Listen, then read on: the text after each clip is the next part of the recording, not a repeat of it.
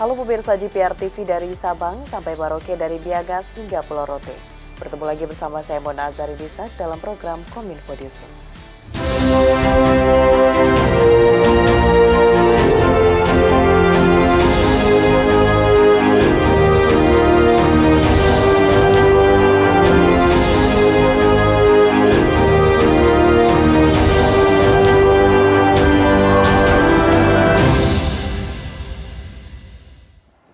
Pemirsa, kita ke informasi pertama. Presiden Republik Indonesia Joko Widodo pada hari ini secara resmi melantik Nawawi Pomolango sebagai Ketua KPK sementara menggantikan Firly Bahuri yang telah ditetapkan sebagai tersangka atas kasus dugaan pemerasan terhadap Menteri Pertanian Syahrul Yassin Limpo oleh Polda Metro Jaya.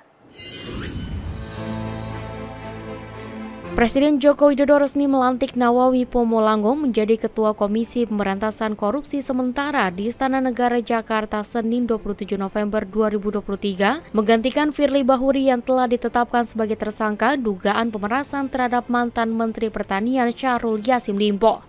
Pelantikan ini digelar berdasarkan keputusan Presiden RI nomor 116/P tahun 2023 tentang pemberhentian Ketua Sementara dan pengangkatan Ketua Sementara KPK sisa masa jabatan tahun 2019-2023. Di hadapan Presiden Joko Widodo, Nawawi mengucap sumpah dan jabatan dan berjanji tidak akan menerima pemberian apapun selama mengemban amanah tersebut. Ia pun menjamin KPK ke depannya tidak akan dicampur oleh pihak manapun dan bekerja secara independen.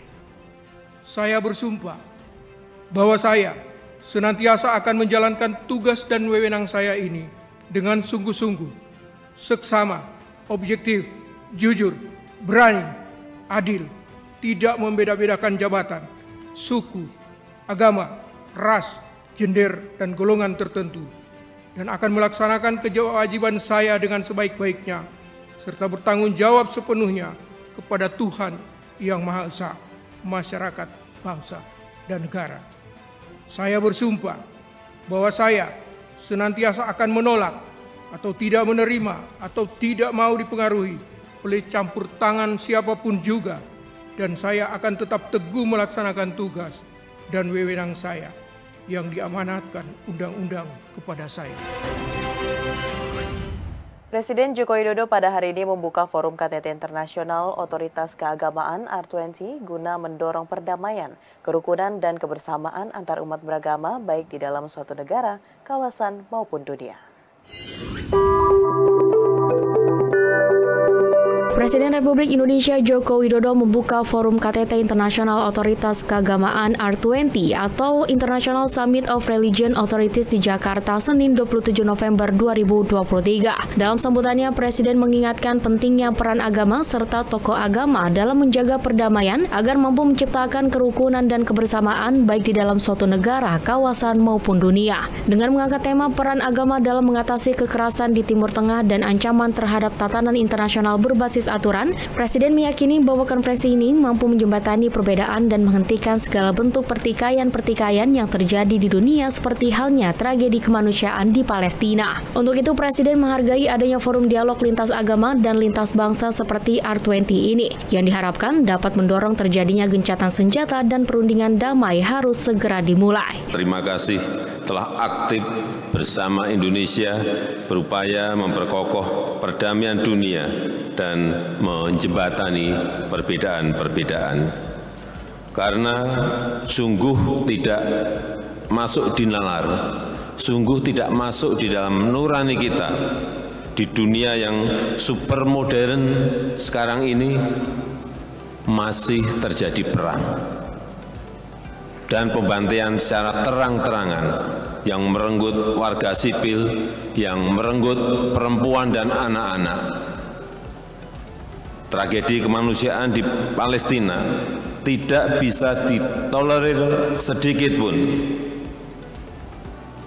Gencatan senjata harus segera dilakukan bantuan kemanusiaan harus dipercepat, dan perundingan damai harus segera dimulai. Pada kesempatan yang sama, Ketua Umum Pengurus Besar Nahdlatul Ulama Yahya Khalil Stakuf berharap pertemuan ini dapat membuahkan kesepakatan yang diikuti dengan aksi nyata untuk menyelesaikan konflik yang sedang terjadi di dunia, termasuk konflik Palestina dengan Israel. Yahya Khalil juga mendorong para pemuka agama dunia untuk menghadirkan agama sebagai solusi masalah dari segala macam konflik yang terjadi di dunia.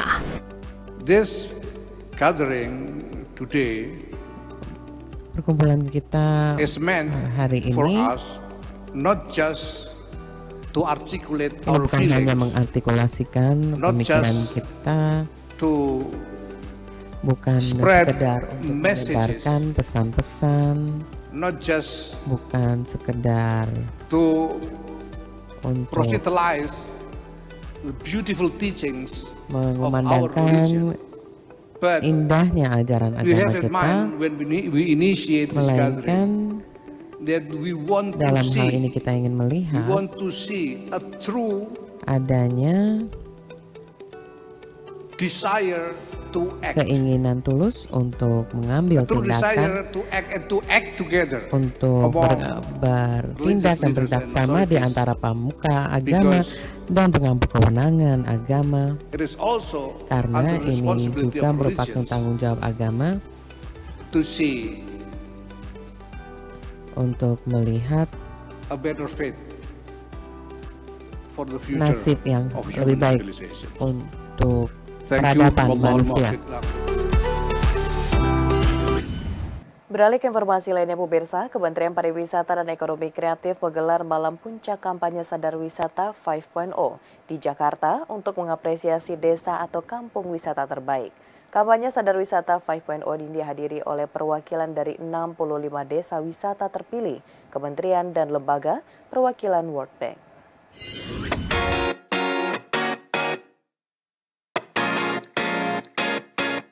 Kementerian Pariwisata dan Ekonomi Kreatif memberikan penghargaan kepada desa atau kampung wisata terbaik pada program kampanye Sadar Wisata 5.0.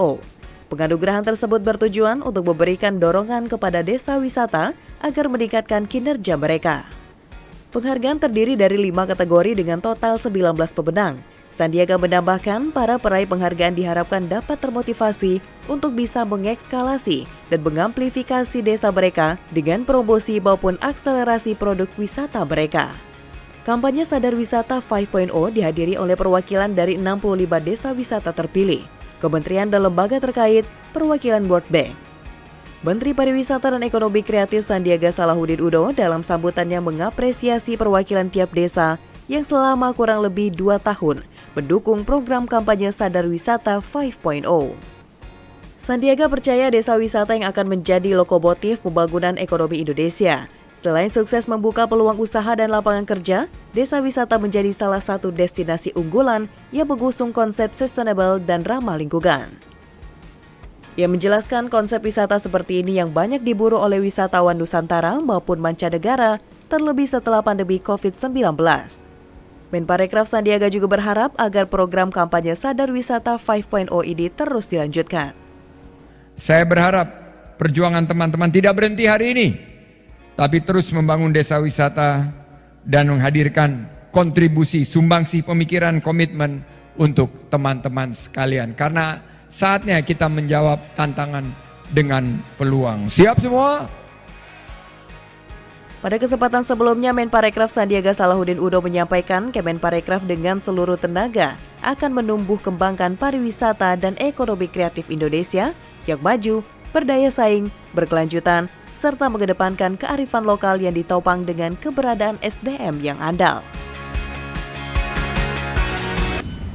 Pemirsa, usai jeda pariwara, kami akan kembali dengan informasi lainnya. Tetaplah bersama Kominfo Newsroom.